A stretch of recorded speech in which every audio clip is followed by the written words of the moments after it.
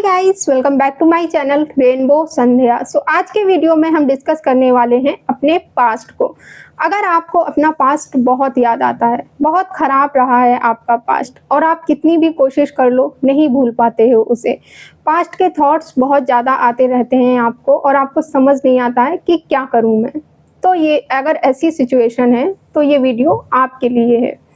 सबसे पहली चीज़ पता क्या है कि जब भी हम खाली बैठते हैं ना तो हमारे दिमाग में बहुत सारे थॉट्स आते हैं, क्योंकि हम सब चीज़ों से पीछा छुड़ा सकते हैं, सबसे भाग सकते हैं, पर हम कभी अपने दिमाग से और दिमाग में चल रहे थॉट्स से कभी नहीं भाग सकते हैं, क्योंकि दोनों ही हमारी बॉडी के अंदर है। दिमाग भी हमारी बॉडी के अंदर होता है और थॉट्स भी हमारी बॉडी के अंदर, मतलब हमारे दिमाग में चलते रहते हैं। तो बाकी सब चीज़ों से तो आप पीछा छुड़ा लेंगे, इग्नोर कर देंगे। जैसे किसी से आपकी लड़ाई हो गई या फिर किसी ने आपको कुछ कह दिया तो आप वहाँ से उस जगह से उठ के चले जाएंगे, या फिर आप लाइफ में कभी मिलेंगे नहीं उस इंसान से, या फिर आप कॉल नहीं करेंगे, बात नहीं करेंगे उस इंसान से कभी। लेकिन अगर आपके अपने शरीर के अंदर से ही कुछ आवाज़ें आ रही हैं तो उसे कैसे इग्नोर करोगे, उसे कैसे हैंडल करोगे? इसे डील करने का सबसे पहला तरीका ये है कि इग्नोर करना बंद कर दो, भागना बंद कर दो अपने थॉट्स से। शांति से बैठो अपने थॉट्स के साथ और सुनो उन्हें कि कैसे थॉट्स आ रहे हैं और क्या कह रहे हैं। वो जो भी थॉट्स आ रहे हैं ना आपके माइंड में, उन्हें इग्नोर मत करो कि चलो कहीं बाहर घूम आते हैं, या फिर कोई मूवी देख लेते हैं, या किसी को कॉल कर लेते हैं, या फिर सोशल मीडिया चला लेते हैं, रील स्क्रॉल कर लेते हैं, या फिर चलो पिज़्ज़ा खा लेते हैं, अच्छा लगेगा। ये सब मत करना। शांति से बैठो और आपके दिमाग में जो भी चल रहा है ना, जो भी थॉट्स आ रहे हैं आपके माइंड में, एक पेन और पेपर उठाओ और लिख दो सब कुछ, अच्छा बुरा जो भी आ रहा है। इवन अगर गालियाँ भी आ रही हैं ना, वो भी लिख दो। अब दूसरी बात ये है कि जब आपको पास्ट याद आता है ना तो उसमें दो चीज़ें होती हैं। एक तो या तो आपने कोई गलती की या फिर आपसे बहुत सारी गलतियां हुई अपने पास्ट में। तो अब जब आप अकेले बैठ रहे हो ना तो आपको वो सब गलतियां याद आ रही हैं जो भी आपने की। तो एक बार उन गलतियों को एक्सेप्ट कर लो ना कि हाँ ये गलती मैंने की है, हाँ मुझसे ये गलतियां हुई हैं।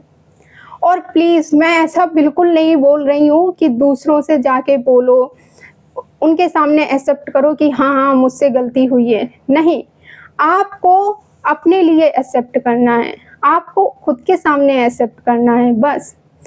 फॉर एग्जाम्पल, जैसे जब किसी का ब्रेकअप होता है या फिर जब कोई एग्ज़ाम में फेल हो जाता है तो वो उस सिचुएशन को क्यों एक्सेप्ट नहीं कर पाता है पता है? क्योंकि वो भाग रहा होता है उस सिचुएशन से। वो सबसे झूठ बोल सकता है कि उस इंसान ने मुझे धोखा दिया है, वो इंसान मुझे कंट्रोल करता था, मुझे टाइम नहीं देता था, या फिर एग्ज़ाम में कोई फेल हो गया है तो वो लोगों से बोल सकता है कि पेपर टफ आया था, मेरे पास टाइम नहीं बचा था, कॉपी अच्छे से चेक नहीं हुई थी। लेकिन मन मन में उसे ये पता होता है कि उसने पढ़ाई नहीं की थी, क्योंकि वो इंस्टाग्राम चला रहा था, या फिर वो घूमने चला गया था, या फिर वो दोस्त की शादी में चला गया था। ब्रेकअप के केस में मन मन में उस इंसान को पता होता है कि मैं उस इंसान से ओवर अटैच हो गया था, मैं उस इंसान के अलावा मुझे कुछ नहीं दिख रहा था, मैं उस इंसान को अपने अकॉर्डिंग चलाना चाह रही थी या चाह रहा था। उस इंसान को बहुत अच्छे से पता होता है ये कि गलती मेरी ही थी, लेकिन उसमें इतना करेज नहीं होता है कि वो अपनी गलती को अपने सामने एक्सेप्ट कर सके।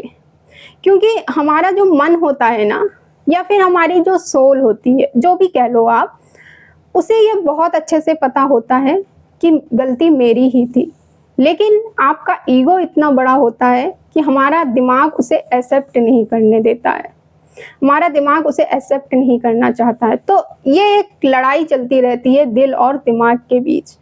इसीलिए आपका खुद के साथ अकेले बैठना मुश्किल हो जाता है और आप नहीं बैठ पाते हो खुद के साथ अकेले। तो एक बार मान लो ना आप कि हाँ गलती मेरी ही थी, हाँ मैंने ऐसा किया था इसलिए ऐसा हुआ था। बोलो खुद से ये, आपको बहुत बेटर फील होगा।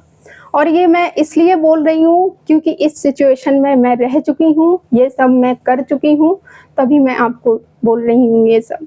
अब ये तो हुई आपकी गलती की बात। अब दूसरी चीज़ ये है कि आपको अपना पास्ट तब याद आता है जब या तो किसी और ने आपके साथ बहुत गलत किया हो, आपको कुछ बहुत गलत बोल दिया हो, या फिर आपको डिच कर दिया हो रिलेशनशिप में या बिजनेस में, किसी भी चीज़ में। तो आप जब अकेले बैठ रहे हो ना, तो आपको वो सब याद आ रहा है कि उस इंसान ने ऐसे किया था, ऐसे बोला था उसने, ऐसे उसने मुझे धोखा दिया था। तो इस सिनेरियो में अब आप क्या करें, इसे कैसे डील करें? इसमें आप ये करें कि उस इंसान को माफ़ करने की कोशिश करें। अब हाँ, आपके माइंड में यहाँ पे बहुत सारे थॉट्स आएंगे कि नहीं, उसने तो मेरे साथ बहुत गलत किया था, मैं कैसे उसको इतनी आसानी से माफ़ कर दूँ, मैं नहीं माफ़ कर सकता उसे। तो सुनो, जब हम किसी को माफ़ करते हैं तो माफ़ी इसलिए नहीं दी जाती है कि उस इंसान ने कुछ नहीं करा था या फिर उस इंसान की गलती ही नहीं थी। हाँ, हो सकता है उस इंसान ने बहुत हर्ट किया है आपको, उस इंसान ने बहुत दुख पहुंचाया हो आपको, उस इंसान ने बहुत बड़ी गलती की उस इंसान ने बहुत आपको दुख पहुंचाया हो सकता है। लेकिन हम माफ़ इसलिए करते हैं ताकि हम शांति से, सुकून से, पीस के साथ रह सकें अपनी लाइफ में। जब आप ये सोचते हो ना कि ठीक है, उस इंसान ने मेरे साथ जैसा भी किया, लेकिन मैं उसे माफ़ करता हूँ। ठीक है, ऐसा करने के पीछे उसके अपने कुछ रीज़न्स रहे होंगे, लेकिन मैं उस इंसान को पूरे दिल से माफ़ करता हूँ। क्योंकि आपको नहीं लगता कि आप अपनी लाइफ में शांति से, सुकून के साथ रहना डिज़र्व करते हो?